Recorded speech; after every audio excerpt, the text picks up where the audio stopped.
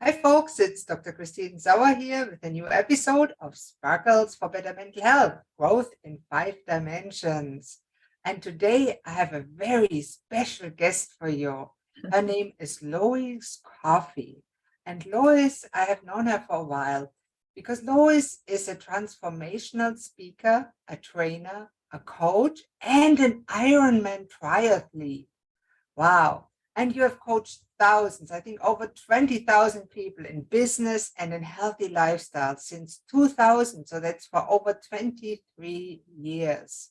But you're still a young lady. So Lois, tell our listeners all about how did you start becoming a coach and why are you doing what you're doing?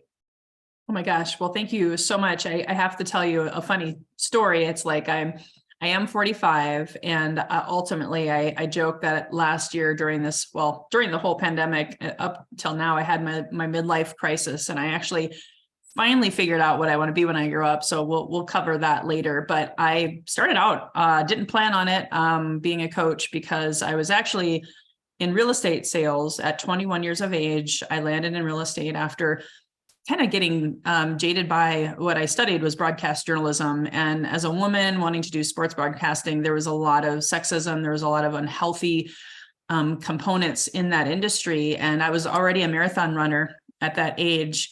And so I was running all the time, and my gym said, "Hey, Lois, you're really good at this running thing, and we need a running coach to start our brand new running program." And I'm like, but I'm not even certified. And they're like, "We don't care.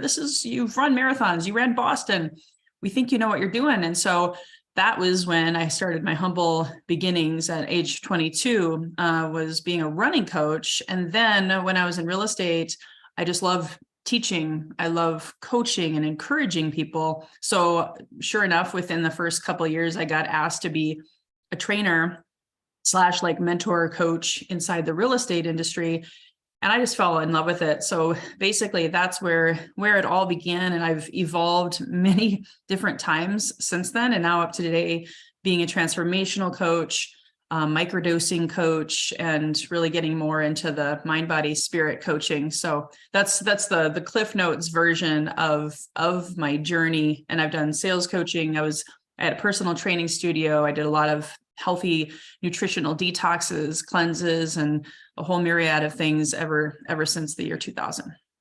No, that's amazing. And I know your newest thing and what we are talking about is microdosing, the whole thing about ayahuasca and all those psychedelics. Tell us about that.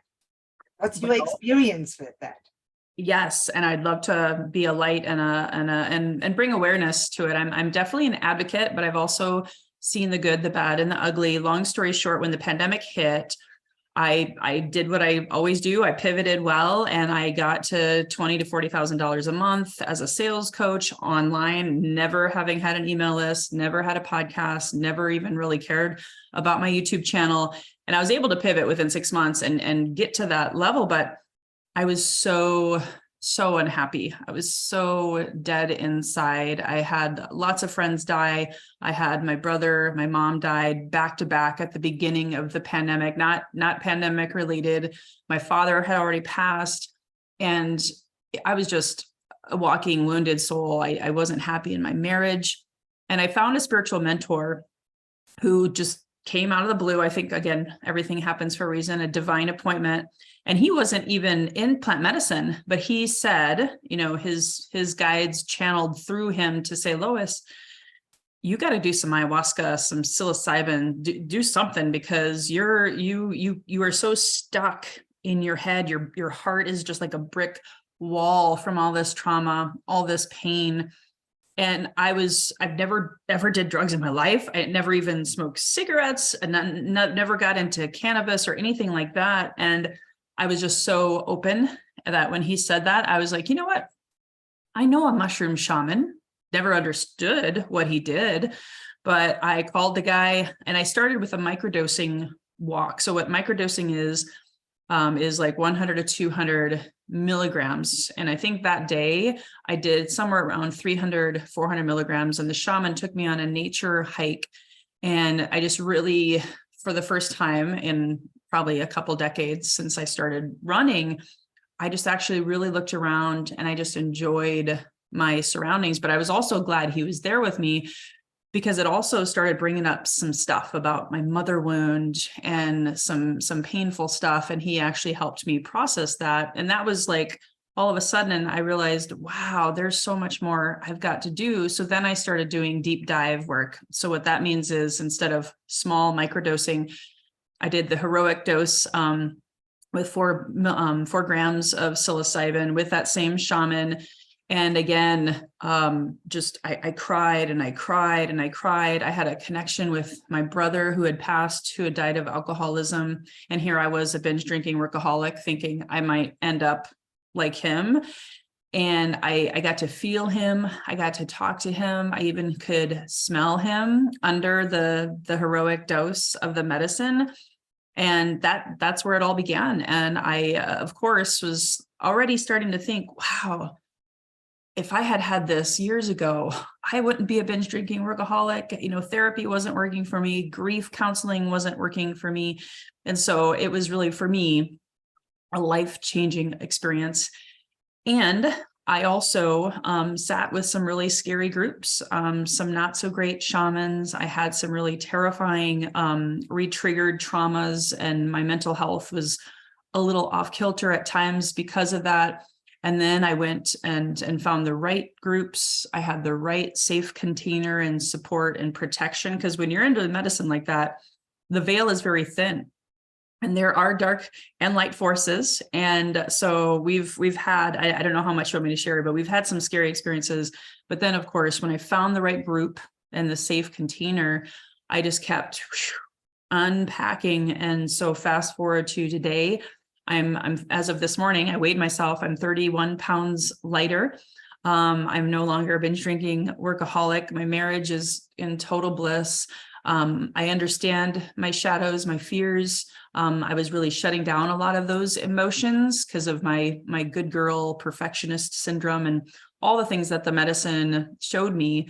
And then along the way, I decided to become a microdosing coach, because I was referring a lot of people to my shaman and a couple other sources, but they weren't getting really good results. They weren't getting lasting changes and results because they weren't doing it with the help of a guide. And so in September of last year, I started becoming a microdosing coach to guide people mentally, physically, and spiritually to connect with the medicine. And of course, my sources are really, really good, solid sources. You got to get it from a trusted source. And of course, now there's a whole movement around it. So I feel like I'm in the right place at the right time, because I also have had some scary experiences with even just microdosing. So I really am sharing more and more of that vocally. You know, Lois, I'm very happy for you personally that you had that good results. I personally know a lot of people that have either tried psilocybin, tried ayahuasca, or doing it as a profession, and some of them are really bad charlatans that I would never recommend anybody work with. So how do you find somebody that's reliable and will not make you sicker than you were before? Yes. Wow. That's a big question. Well, number one, because it's a little of a catch-22, because I did it all by referral. But I got some bad referrals too. So I would sit with people and not know that it wasn't a real safe space. And I did it for months until I started realizing, I don't think I'm getting better. I feel like I'm stuck in a loop. And then someone else said, oh my gosh, well, you gotta go check this amazing team of, I call them my witches, these amazing plant medicine women.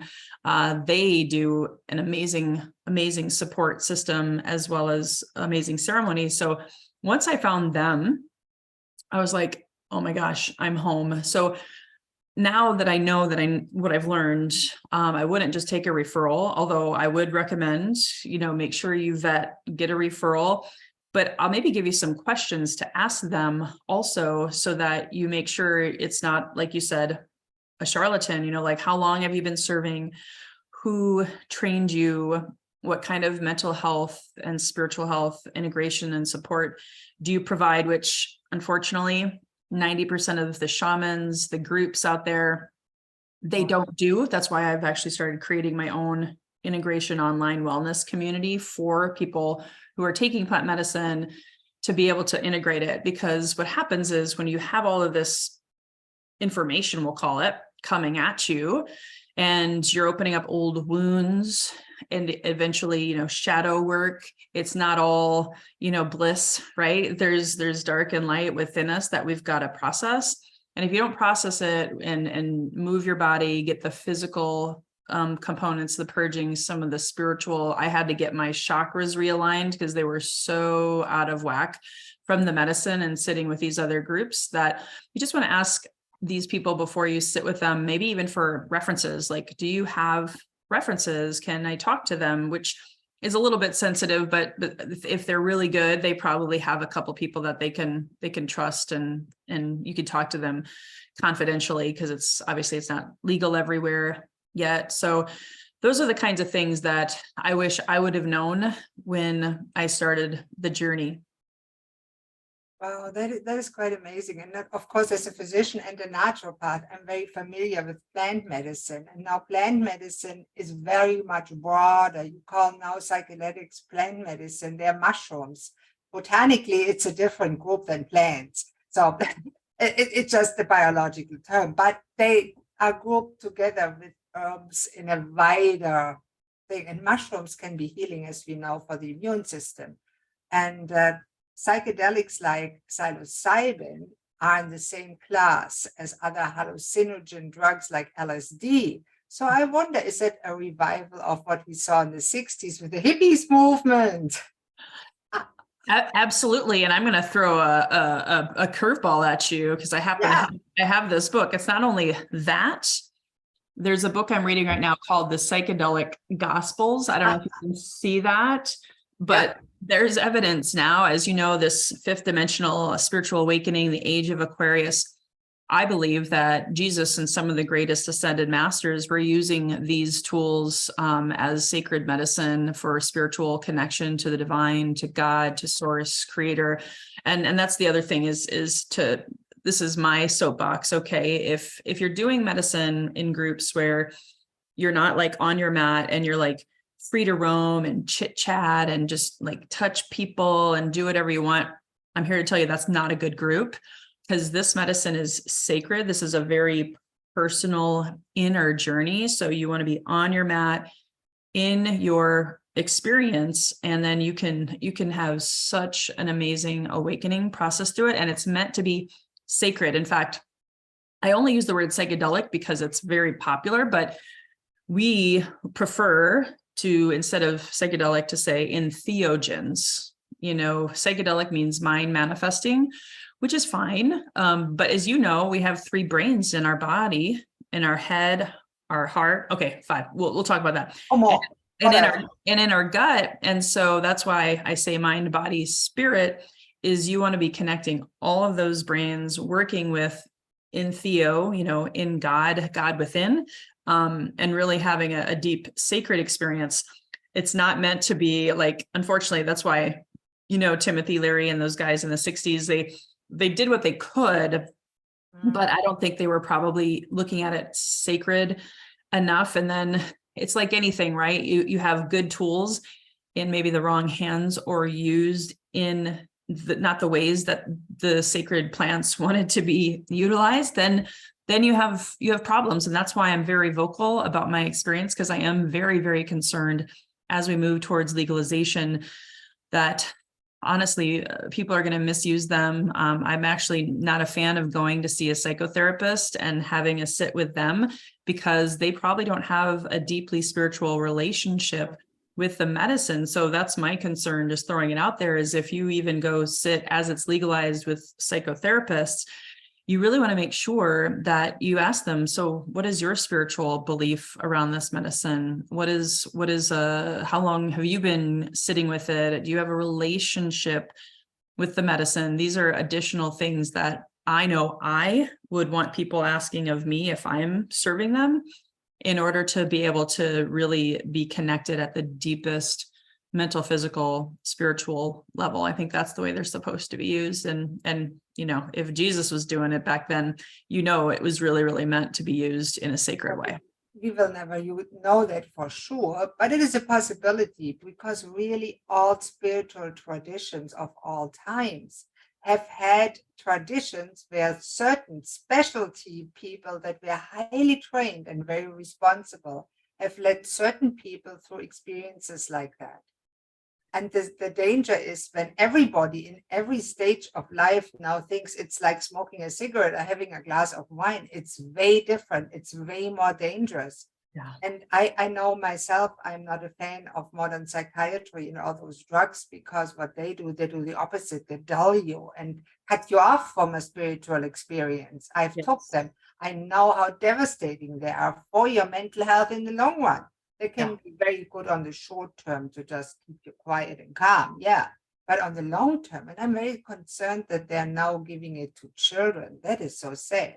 Now, on the other hand, psychedelics are not for children either. Those drugs, those medicines, those like the mushrooms, they are not for children. They are for people that are a little more evolved and only under the guidance of somebody that really knows what they are. And it's a very highly powerful medicine. And so really it should be on prescription of a shaman only. Yeah, a trained plant medicine person. I will say a shaman is a little bit of my husband's a shaman. He's an African shaman. And there are some really, really bad shaman out there. So just also throwing that out there is buyer beware. The same as with coaches. There's miserable coaches and there's great coaches like us. But there is coaches, when you look in their background, they have no background at all, or they're marketers only without anything else. And then they want to talk about something else. Sorry. You have to have some credibility, and it's a buyer beware, like everything in. When you go shop for a car, you do your research. Do your research before you endanger or help your mental health too. Yeah, 100%. Because I will say there's benefits to being able to microdose to come off your addictions, the unhealthy ones, right? Because it really helped me with alcohol, and yet at the same time, I needed to go even deeper and have even more guidance along the way to completely shift that relationship. I'm also very vocal about this. The abstinence model doesn't work for, I think, 90% of us, because we got to get to the root causes, which is usually grief, trauma, limiting beliefs, or trauma responses induced from childhood or even ancestral. I've done a lot of ancestral healing through this process, because a lot of the sacred plants can get you connected, like my brother, my dad, my mom, my grandparents, my forefathers, foremothers. We carry all this stuff. Mental illness ran in my family, and I realized, no, it actually was shame, guilt, fear, and trauma that ran in my family. And so to be able to really work through that with the medicine, I honestly don't know how I would have gotten to where I am if I hadn't used these sacred plants. Because trust me, I've done everything under the sun: acupuncture, Reiki, past life regression, all of these things. But again, it was still using this mind, not the whole holistic approach and whole person like the plants can help with. Yeah, and it is certainly an option that is worth considering. I personally prefer doing havening techniques plus hypnotherapy, conversational hypnosis, and all combined. Yeah. And I see the danger that the way you are recommending it would be probably quite costly and outside the current medical systems, of course. And the sad thing is that it's now inside the covered system under the guidance of people that have no idea what they're doing. So I see a lot of danger that way. Yeah, no, 100%. Because it's not like taking a pill. It's not like a supplement. It's not like a pharmaceutical. And actually, what I've discovered, and this is something I just talked about on my podcast this week, is the ceremony is only one part. It's like going to church and having this amazing experience, or going and having a breakthrough with hypnotherapy. It's what happens the rest of your days and nights, that integration, because there's no magic pill, even though it's magic mushrooms. I like to joke about that, but you still got to integrate it into your life. And again, most groups don't offer up proper integration support. So make sure, you have someone, because to your point, there's so many different paths to healing. Absolutely. But you just got to make sure you get the right support, I think, with any type of healing. I think there's many, many wonderful ways of healing. And I'm glad that, psychedelics, magic mushrooms, they can be really magic. And I'm all for it if it's done really well. And I know they have been done over the centuries, and the older I get, the more I discover the real magic, which is a combination of all methods to your benefit. And each individual has to decide for themselves what to do. Yeah. And I think that is so important, because how many people give their power away to their physician, to their therapist, and let them tell them what to do. Here, come take that pill. They don't even ask questions. No, it's so important. We are our own people. Advocate. Advocate. We need to advocate for ourselves. Yeah. Well, the same thing, what I learned too, and going back to entheogen, the God within, even religion, schools, institutions, they all teach you how to look outside yourself for answers. And I did nothing other than use plant medicine. My autoimmune disease numbers dropped 100 points. I shed 30 pounds and I've kept it off.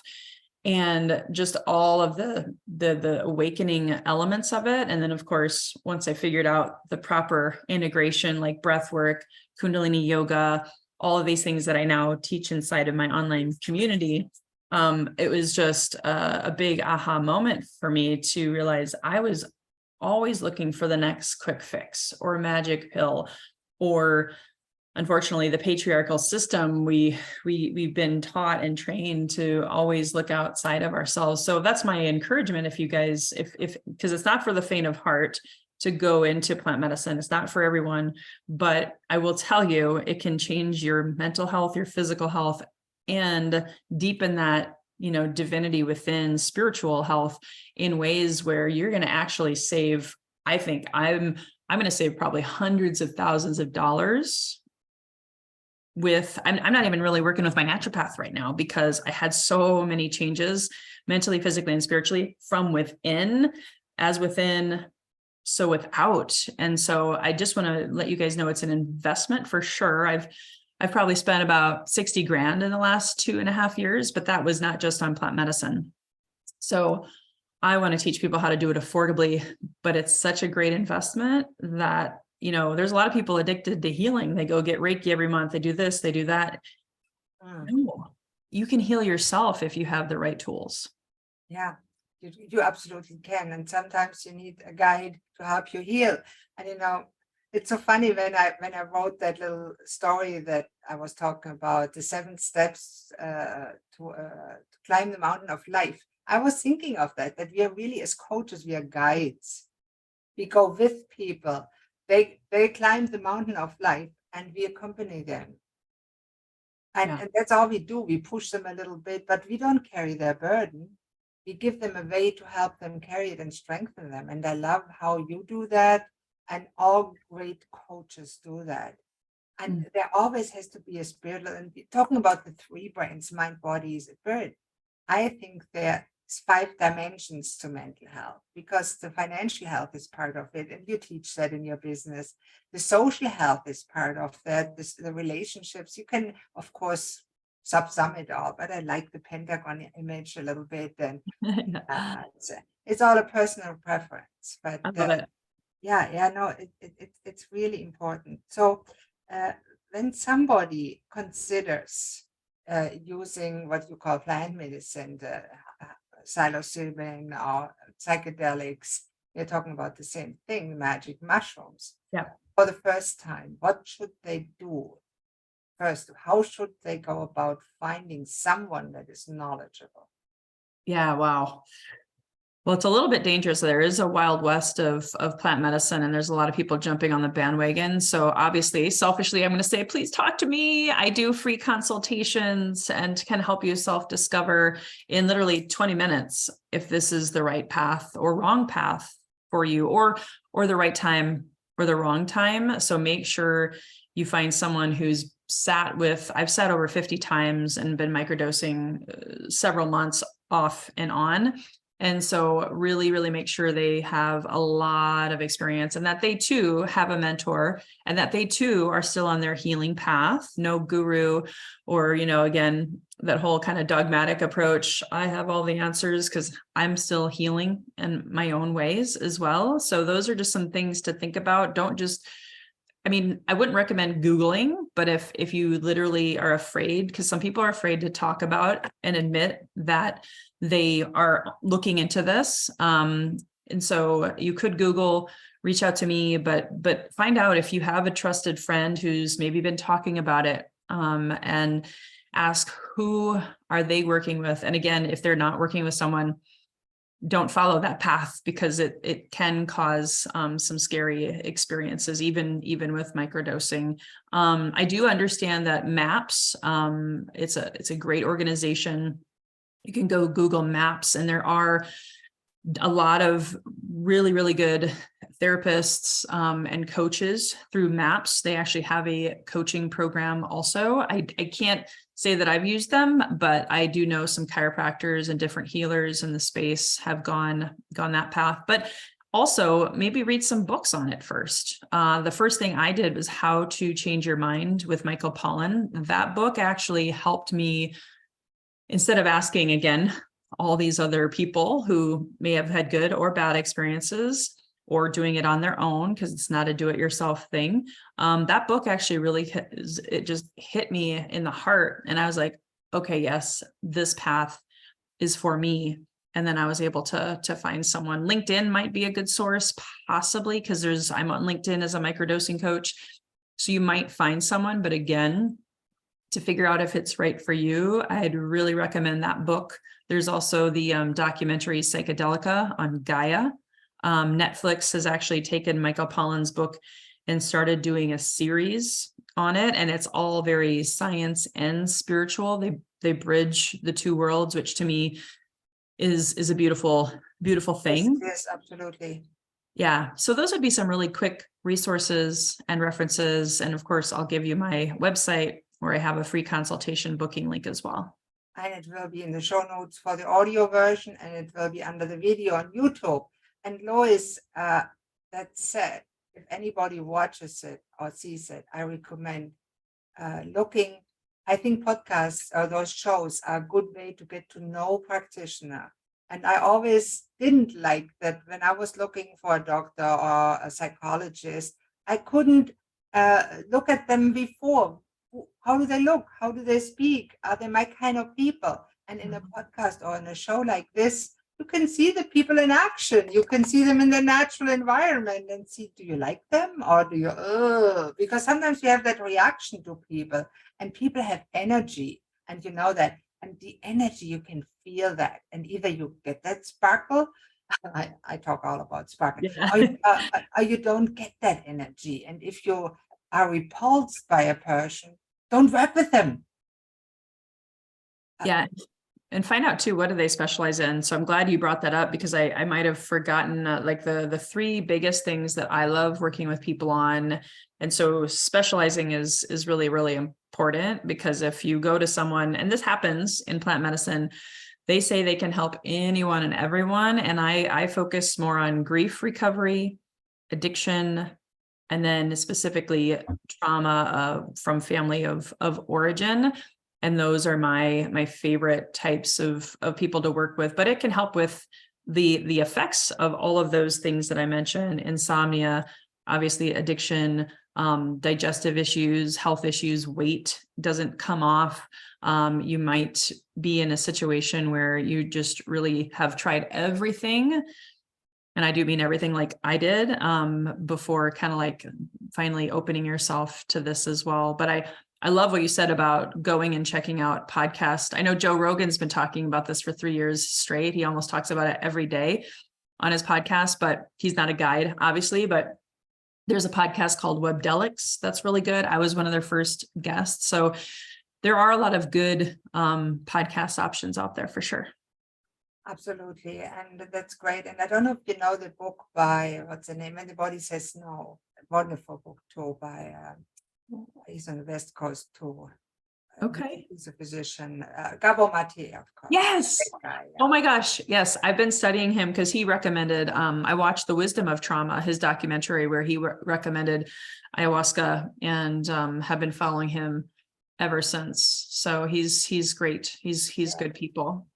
Yeah, he is good for people in a certain stage of their life. And some people are not there yet. And if you're not there yet, it's not for you. So that's important. And in that case, talk to Lois. She'll find out if you're a good person. And if you're not for her, she'll let you know too. And if you maybe should use other option before. And everything in medicine and everything in life has an option. And in the end, you are the expert for your body. And whatever you try, who suffers the consequences? Not the doctor that told you to take the pill. It's you. So look at your options. And if it resonated with you, what Lois said, go to the link, check her out. Thank you. And that's today's version of Sparkles for Better Mental Health, Growth in 5 Dimensions. I hope you join us for the next episode. And thank you very much. Have a great day.